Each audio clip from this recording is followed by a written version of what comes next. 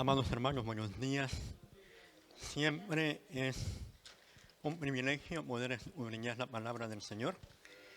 En esta mañana seguiremos con el tema como miembro de la iglesia, qué responsabilidades tengo como un miembro de la iglesia. Antes de orar, solo quiero recordar algo que pienso que usted y yo sabemos. En el momento determinado que usted toma la decisión de aceptar a Jesucristo como Salvador y Señor, Dios le perdona sus pecados, ¿verdad? Usted pasa de criatura a hijo de Dios. Y la palabra de Dios dice que usted pasa a formar parte de la Iglesia Universal de Cristo. O sea, que automáticamente, ¿verdad? El Espíritu Santo viene a su cuerpo, hace morada, usted se convierte en templo del Espíritu Santo, pero resumiendo, usted es miembro de la Iglesia Universal del cuerpo de Cristo. Toda aquella persona que toma esa decisión pasa a formar parte del cuerpo de Cristo. La misma palabra en griego, eclesia, para iglesia, quiere decir ser sacado de fuera, a ser miembro de una asamblea.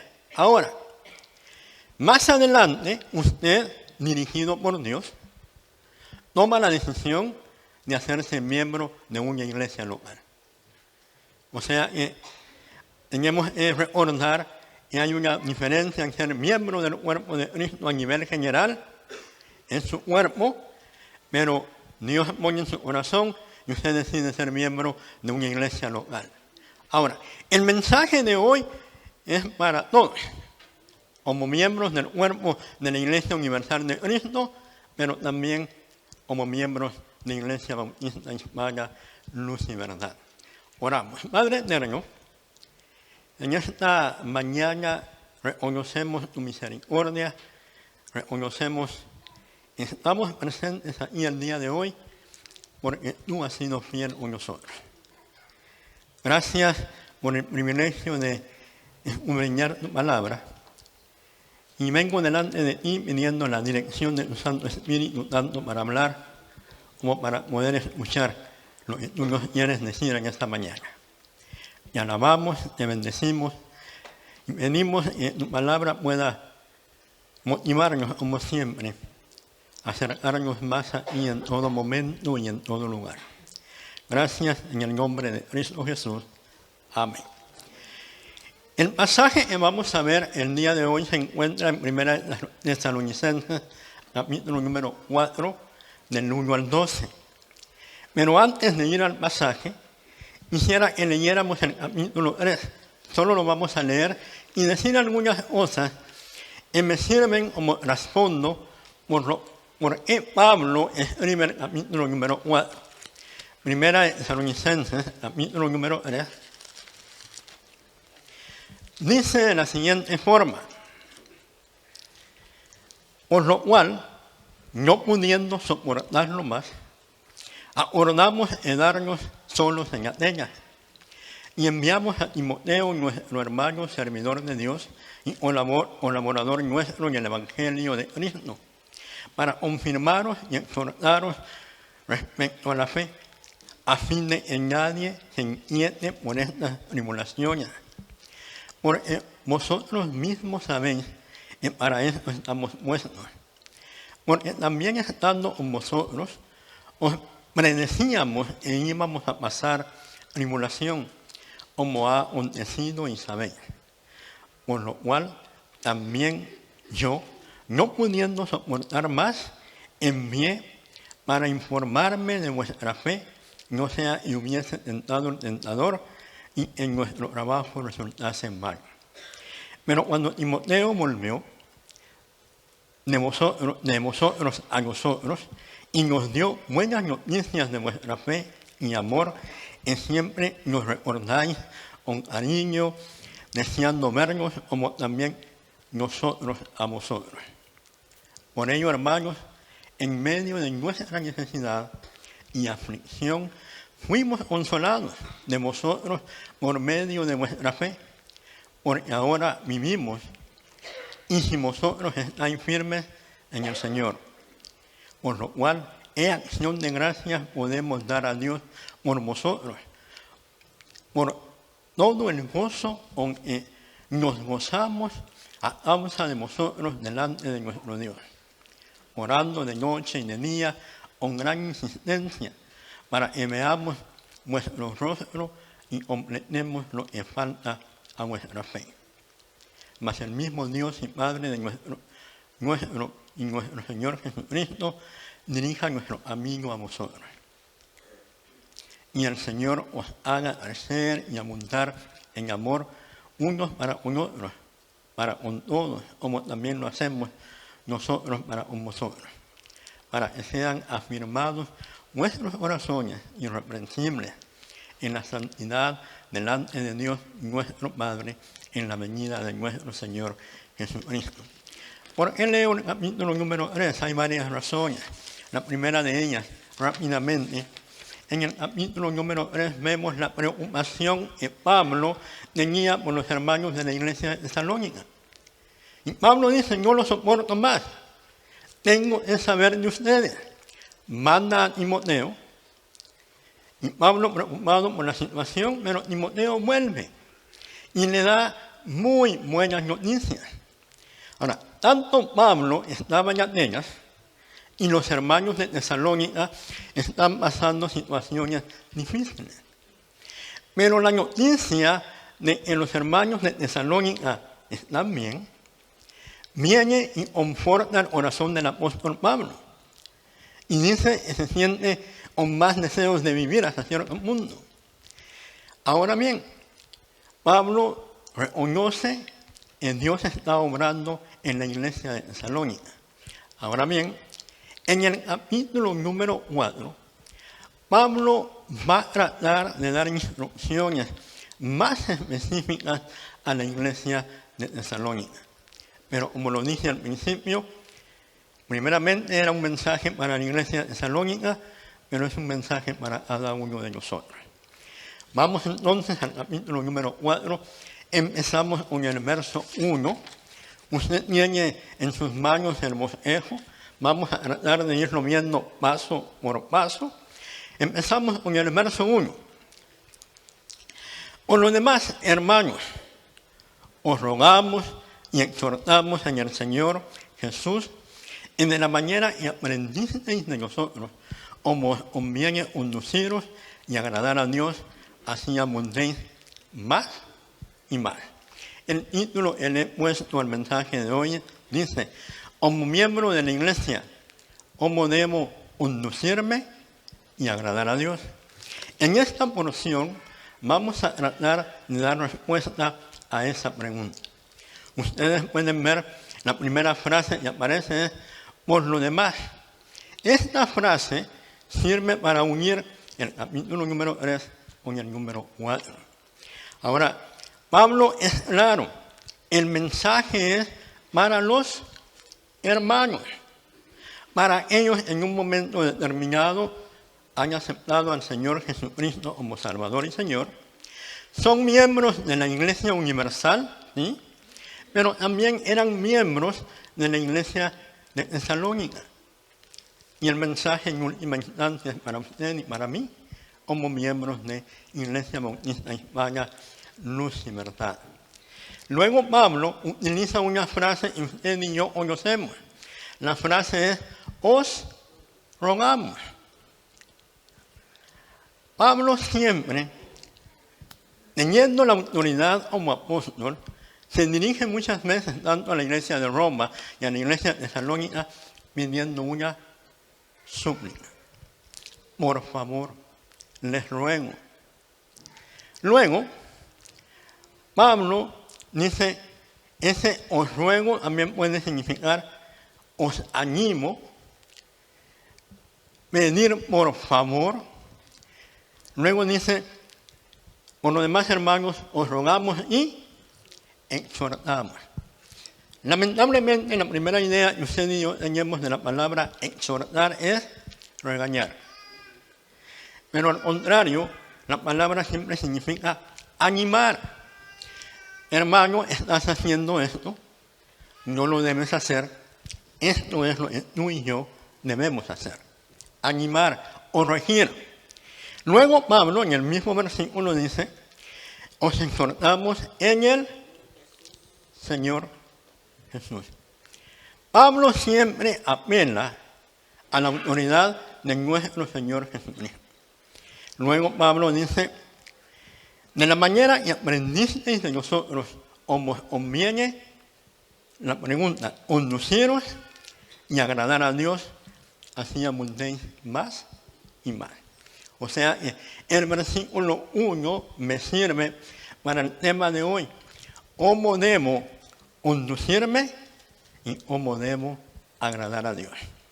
Versículo número 2 dice: porque ya sabéis qué instrucciones os dimos por parte del Señor. En pocas palabras, Pablo les dice: lo que yo les voy a decir no es nada nuevo. Es un recordatorio de lo que ya os he enseñado. Pasamos al verso número 3, por favor. La primera parte, el primer punto dice: sabiendo que la voluntad de Dios es vuestra santificación. Vean lo que dice el verso 3. Pues la voluntad de Dios es vuestra santificación, y os apartéis de toda, y os apartéis de fornicación. Bueno, en primer lugar, amado hermano, en su material que tiene en sus manos, he tratado de poner 3 etapas de nuestra santificación. La primera etapa, la santificación posicional. En el momento que usted y yo aceptamos a Jesucristo como Salvador y Señor, la sangre de Cristo nos limpia de todo pecado. Y delante de Dios somos declarados justos. Y la palabra santo, delante de Dios nosotros somos totalmente santos, posicionalmente. Y es una clave importante, porque para que venga a morar a nuestro cuerpo el Espíritu Santo, nosotros tenemos que estar completamente limpios. Y es por eso que Cristo nos lava con su sangre, nuestros pecados son perdonados, el Espíritu Santo viene a morar a nuestro cuerpo. Pero es la santificación posicional. Ahora, un versículo que nos puede ayudar, por favor, primera de Pedro, capítulo número 2, del 9 y 10, por favor. Primera de Pedro. Dice de la siguiente forma: mas vosotros sois linaje escogido, real sacerdocio, nación santa, pueblo adquirido por Dios, para que anunciéis las virtudes de aquel que os llamó de las tinieblas a su luz admirable. Vosotros en otro tiempo no erais pueblo, pero ahora sois pueblo de Dios. En otro tiempo no habíais alcanzado misericordia, pero ahora dice: habéis alcanzado misericordia. Gracias a Dios, porque tú y yo hemos alcanzado misericordia. Posicionalmente somos santos. La segunda etapa de la santidad es la santidad progresiva. Y un versículo que me ayuda bastante a aclarar ese punto es Filipenses 1:6. Por favor, Filipenses 1:6.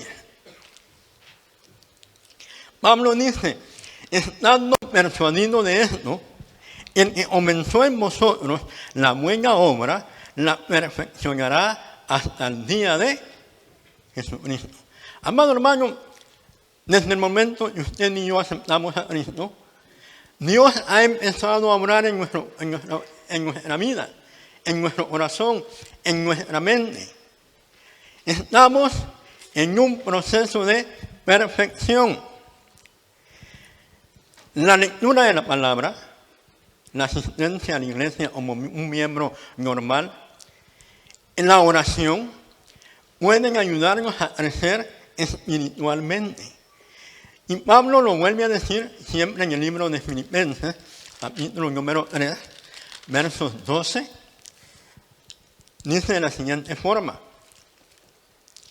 no lo haya alcanzado ya, ni ya sea perfecto, sino que prosigo para ver si logro hacer aquello para lo cual fui también nacido por Cristo. Hermanos, yo mismo no pretendo haberlo ya alcanzado, pero una cosa hago, olvidando ciertamente lo que queda atrás y extendiéndome a lo que está delante, prosigo a la meta, al premio del supremo llamamiento de Cristo Jesús. Santidad posicional, santidad progresiva. Tú y yo estamos en esa etapa. No lo hemos alcanzado, pero eso sí, vamos hacia la meta. Y la última santidad que vamos a mencionar es la santidad completa. Primera de Juan, capítulo número 3.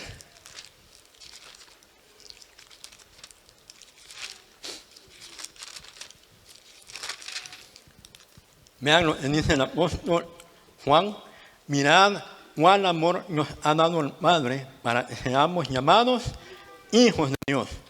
Por eso el mundo no nos conoce, porque no le conoció a Él. Amados, ahora somos hijos de Dios y aún no se ha manifestado lo que hemos de ser. Pero sabemos que cuando Él se manifieste, seremos semejantes a Él, porque le veremos tal como Él es. Para tener el privilegio de ver a Jesucristo cara a cara, es lo que podemos llamar la santificación completa. Ahora, hermano, ya estamos en el proceso de saber por qué Pablo le dice a la iglesia de Tesalónica. Pues vuelvo al capítulo número 4 de Primera Tesalonicenses.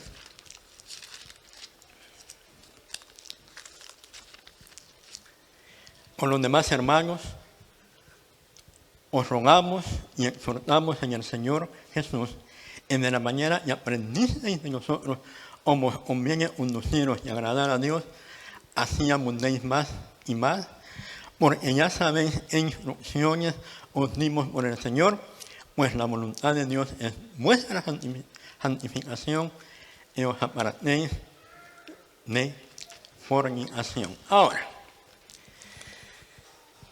cuando llegaba a esta parte me llamó la atención, Pablo no va por rodeos y le dice directamente a la iglesia: la voluntad de Dios es esta.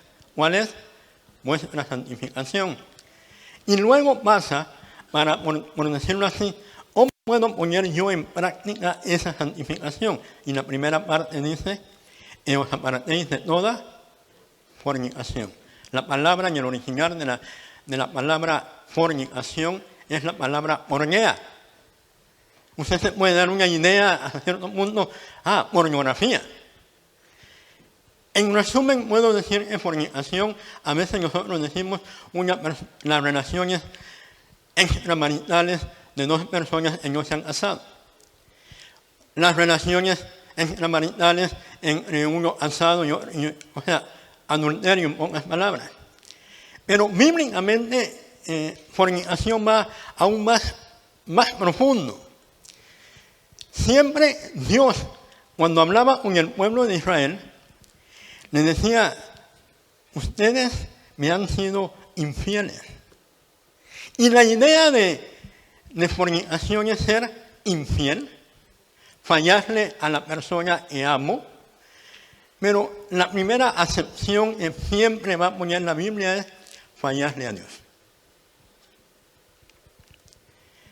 La palabra de Dios, cuando habla con el pueblo de Israel, ustedes han fornicado con otros dioses. Idolatría. Ahora, la primera aplicación que quiero hacer de apartémonos de todas fornicaciones, tengamos cuidado de toda aquella cosa que yo haga en la cual yo pueda ser desleal a Dios. Un versículo que pone bastante énfasis en esta expresión está en el libro de Génesis, por favor.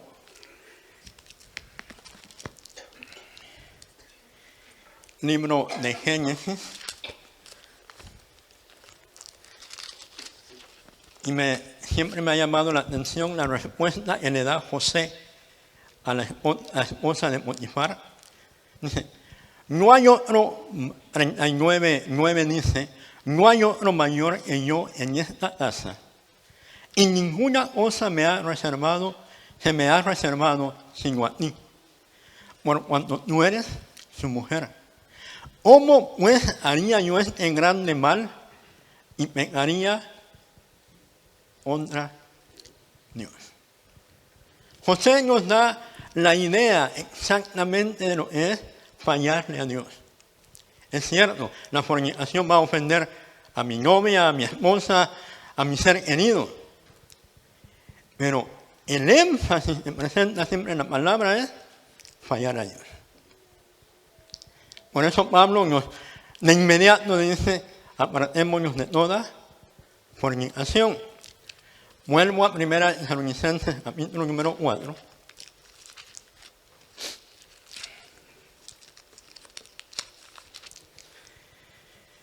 Pues la voluntad de Dios es vuestra santificación y os apartéis de fornicación.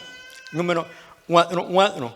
Que cada uno de vosotros sepa tener su propia esposa en santidad y honor. Amado hermano, la relación más estrecha que hay después de mi relación con Dios es la relación con mi esposa. Y Pablo inmediatamente hace énfasis y habla a los esposos. Y dice que cada uno de vosotros sepa tener a su propia esposa en santidad y honor. Mi responsabilidad como hombre, mi responsabilidad como la cabeza de hogar es tener en santidad a mi esposa y honor. Y amado hermano, el por qué Pablo nos toca inmediatamente en nuestra vida matrimonial es una sencilla razón. El pecado de adulterio, aún en las iglesias cristianas evangélicas, lamentablemente se ha dado. Y Pablo hace énfasis, estemos alerta. Y es cierto, a la primera persona que le habla es al esposo. Pero lamentablemente en los últimos tiempos, no solo el esposo es el que falla, sino que aún algunas veces la esposa es la que falla. Ahora, Dios quiere en la vida práctica de vivir en santidad empiece en mi hogar. Y es la base que pone el apóstol Pablo. Luego, dice Pablo, no en pasión de concupiscencia, como los gentiles que no conocen a Dios. Lamentablemente, amados hermanos, se ha dado el caso de hermanos, no de esta iglesia, porque he leído bastantes, digamos, documentales o de hermanos pastores, y uno de los problemas que puede darse es, mi hermano se pone a ver pornografía, y en su cabeza se le ocurre pedirle a la esposa hacer las cosas que ha visto en la televisión o en la computadora. Este pasaje me confronta a una tremenda realidad y dice, no en pasión de concupiscencia como los gentiles que no conocen a Dios. Mi matrimonio tiene que ser guardado como un hijo de Dios y como una hija de Dios.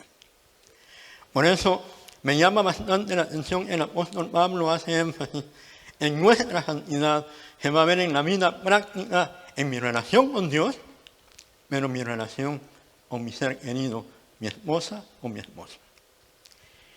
Vamos adelante, por favor. El punto número 2 dice, no agraviando ni engañando a nadie, en nada a su hermano. Porque dice, ¿cómo debo conducirme y agradar a Dios? No agraviando ni engañando en nada a mi hermano. 1 Tesalonicenses 4:6 dice de la siguiente forma, en ninguno agravie ni engañe en nada a su hermano, porque el Señor es vengador de todo esto, como ya os hemos dicho y testificado. Ahora, ¿Qué significa la palabra agraviar? La palabra agraviar tiene varios significados, varios sinónimos. O sea, molestar, ofender, injuriar, ultrajar. La definición que me llamó la atención es la siguiente: ofender a alguien con hechos o insultos contra su dignidad, su honor, su credibilidad, especialmente cuando se hace injustamente. Pablo motiva a los hermanos de la iglesia tesalónica a la relación con nuestros prójimos. Y lo primero que nos pide es no agraviar a nadie. Luego Pablo en el mismo versículo le dice, recuerden, Dios nos está viendo y utiliza, el Señor es vengador de todo eso. Muchas veces, amados hermanos, cuando uno se siente agraviado, lo primero que uno quisiera es, me voy a desquitar. Amado hermano, uno de los pasajes, no lo menciono aquí, pero siempre ha estado en mi mente. Pablo, hablando a la iglesia de Corinto, le dice, sufre el agravio. Pero hermano, sufre el agravio. Jesucristo enfrente de sus enemigos e hizo, enmudeció y no abrió su boca. Muchas veces yo puedo decir, le voy a decir todas las cosas y él se merece. No, sufre el agravio. Pablo me pide entonces, y recuerde, el Señor es vengador de todo esto. Mire lo que dice el verso 7. Pues no nos ha llamado Dios a inmundicia, y nuevamente dice, sino a santificación.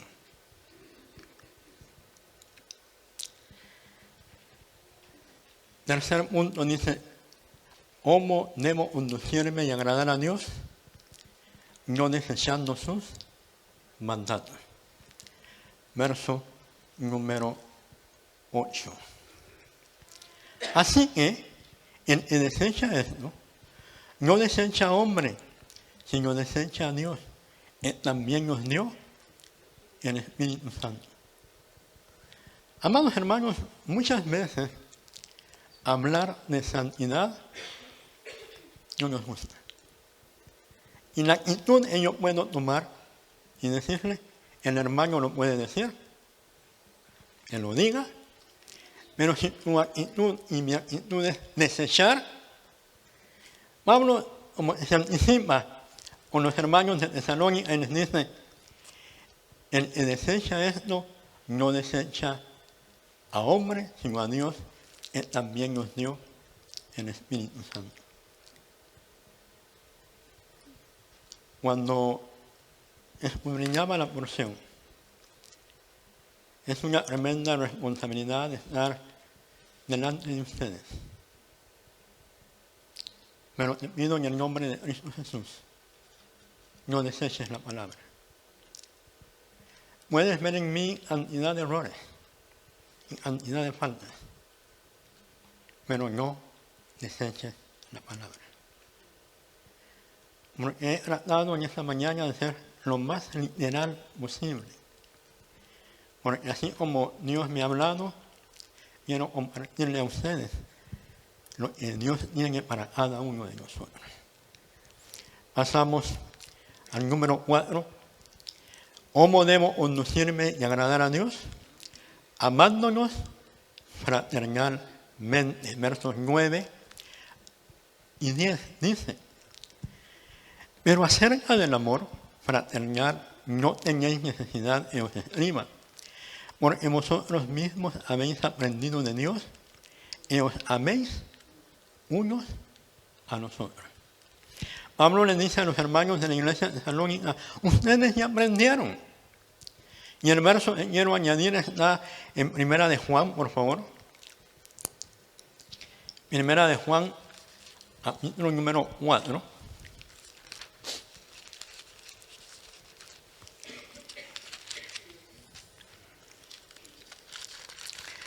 Verso 10 dice, amados, Si Dios nos ha amado así, debemos, verso 10 dice, en esto consiste el amor, no en que nosotros hayamos amado a Dios, sino que Él nos amó a nosotros y envió a su Hijo en propiciación por nuestros pecados. Cuando Pablo le dice a los hermanos de la iglesia de Tesalónica, vosotros habéis aprendido. Lo vuelvo a leer, es la primera Tesalonicenses 4, dice 9, dice, porque acerca del amor fraternal no tengáis necesidad de os escriba, porque vosotros mismos habéis aprendido y os améis los unos a los otros. La semana pasada se hacía mención de esto.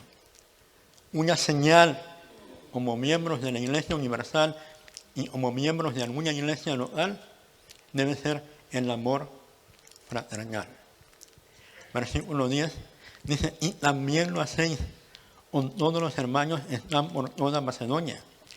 Pero os rogamos, hermanos, que abundéis en ello más y más.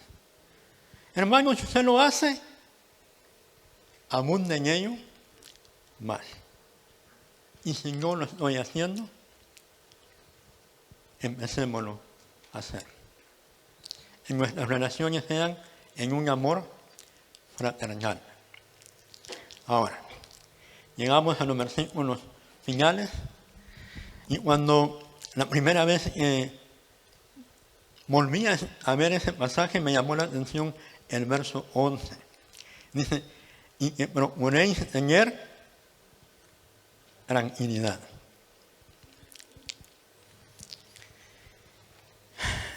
En estos momentos, en el mundo hay una tremenda intranquilidad. Hay un famoso virus que está preocupando a todo el mundo. El famoso coronavirus. Un hermano predicador que escuché hace algunas semanas hablando del coronavirus, él decía lo siguiente, hermanos, tienen razón, preocúpense por el coronavirus. Pero hay un virus que está matando cantidad de gente a diario y es el virus del pecado. Y nosotros no nos preocupamos por ese virus. Hablando de las personas que no conocen al Señor. Y hablando a su iglesia les dice, pero ese virus está enfermando a los hijos de Dios, el pecado, y muchas veces no nos preocupamos. Estamos asustados por el coronavirus, pero muchas veces no nos preocupa el virus del pecado. Para aquellos que no conocen al Señor y aún para los que conocemos al Señor.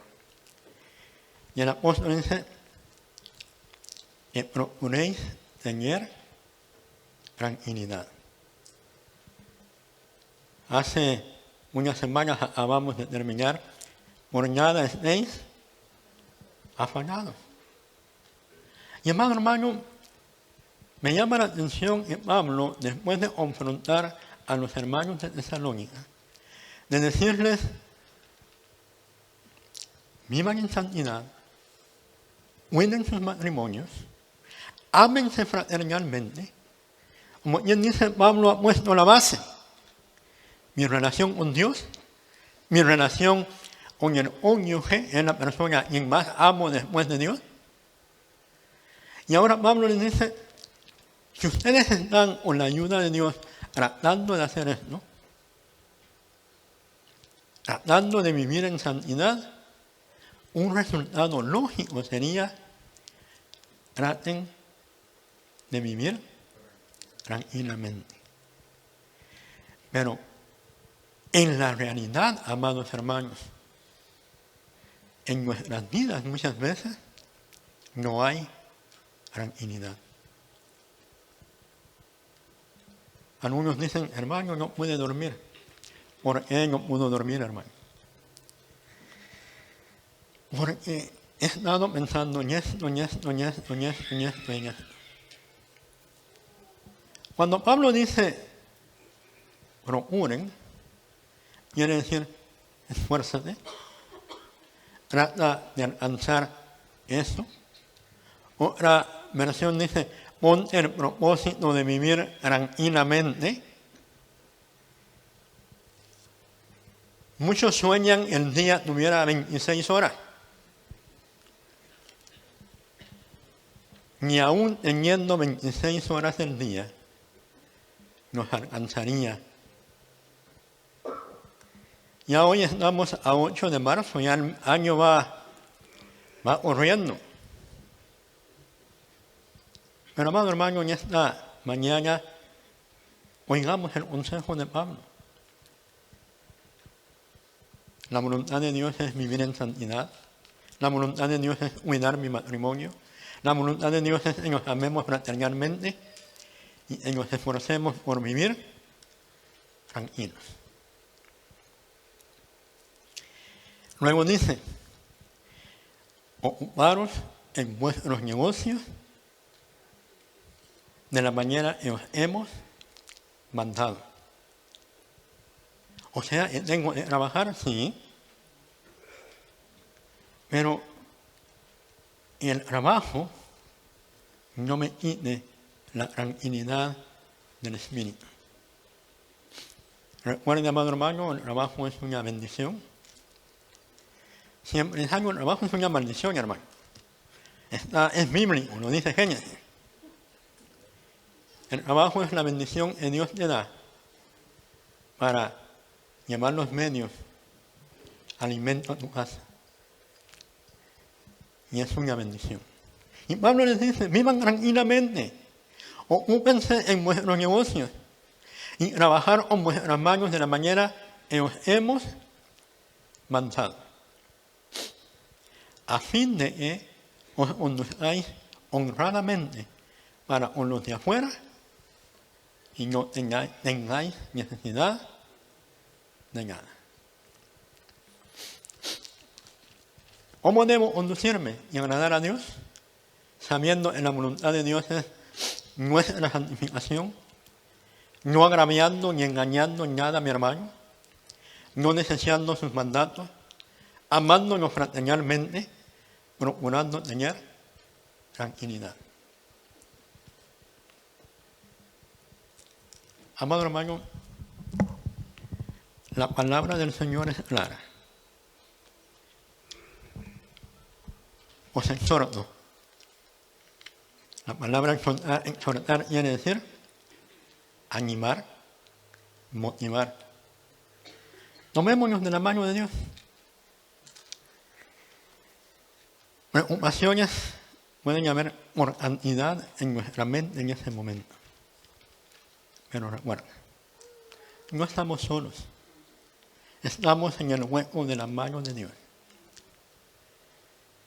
Y lo hemos aprendido.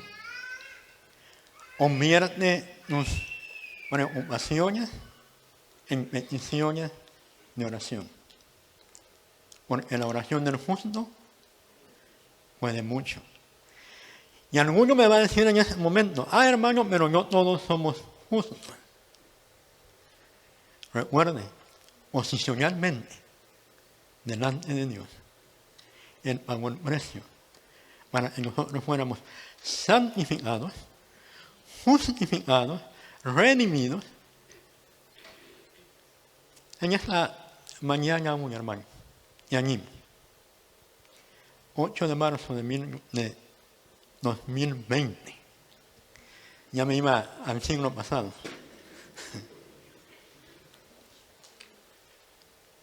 Ánimo, hermano.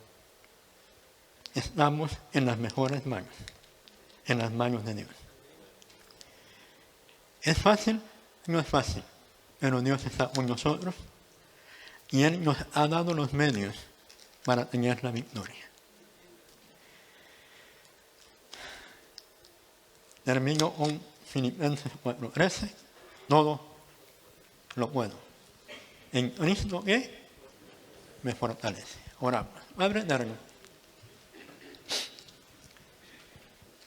Gracias porque nos has amado con amor eterno.